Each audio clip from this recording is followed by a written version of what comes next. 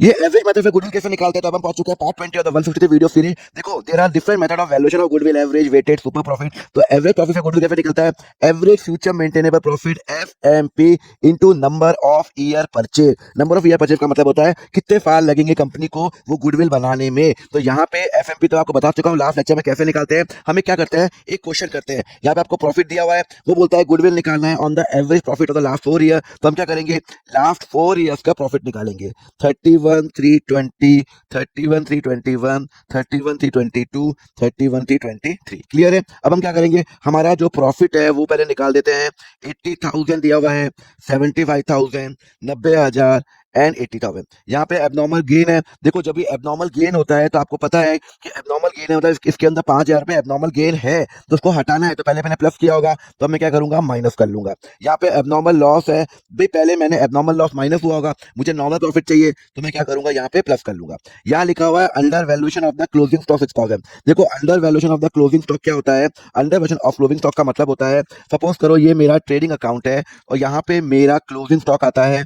अगर मेरा कब हुआ क्लोजिंग स्टॉक, कब अंडर वैल्यूएशन हुआ? 22 को, 31/3/22 को। तो अगर यहाँ पे सपोज करो मेरा 10,000 है, अब यहाँ पे अगर सपोज करो मैंने क्लोजिंग स्टॉक को अंडर वैल्यू किया, मतलब मुझे दिखाना था 16,000 और मैंने गलती से कितना दिखा दिया, 10,000। तो 16,000 दिखा देते हैं। जैसे ही अगर मैं इसको बढ़ाऊंगा, भाई अंडर वैल्यूएशन हुआ ना, मैंने मुझे दिखाना था 16 में 10 दिखा दिया। अब जैसे ही मैं इसको यहाँ पे इसको बढ़ाऊंगा तो मेरा ये वाला प्रॉफिट भी तो बढ़ेगा। क्लोजिंग स्टॉक बढ़ता है तो ये जो मेरा नेट प्रॉफिट भी बढ़ेगा। तो यहाँ पे मेरा जो क्लोजिंग स्टॉक है, तो यहाँ पे अगर क्लोजिंग स्टॉक बढ़ेगा तो ये भी बढ़ेगा। बट आपको पता है कि अगर यहाँ पे क्लोजिंग स्टॉक बढ़ेगा तो यहाँ पे 31,323 का मेरा ओपनिंग स्टॉक भी बढ़ेगा। पहले मैंने 10,000 रुपए दिखाया था, अब मैं 16 दिखाऊंगा। अगर ये बढ़ेगा तो यहाँ पे एक्सपेंस बढ़ रहा है तो इसका प्रॉफिट कम होगा।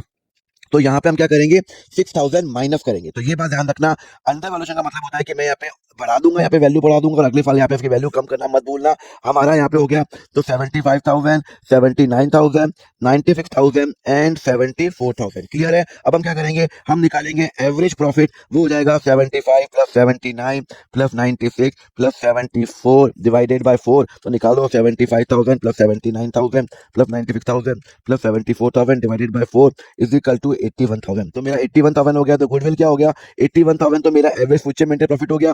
नंबर ऑफ ईयर परचेज दे रखा है 4 विच इज इक्वल टू 4,04,000 रुपए। इंटू 4 करोगे तो 4,04,000 क्या, सॉरी 3,24,000 रुपए लिखा है। Number of year purchase 4 year लिखा हुआ है, सॉरी 5 ईयर परचेज लिखा हुआ है। तो 81,000 इंटू 5 कितना हो जाता है, 81,000 इंटू 5 हो जाता है मेरा 4,05,000 रुपए। यहाँ पे मेरा नंबर ऑफ ईयर परचेज 5 लिखा हुआ है, तो 4,05,000 क्या हो गया, मेरा गुडविल हो गया। तो गुडविल कैसे निकाला, मैंने एफएमपी निकाला इंटू 5 किया तो मेरा गुडविल निकल गया। अब हम निकालेंगे नेक्स्ट लेक्चर में वेटेड एवरेज प्रॉफिट कैसे निकलता है, उसके लिए फॉलो करो अकाउंट फंडा को।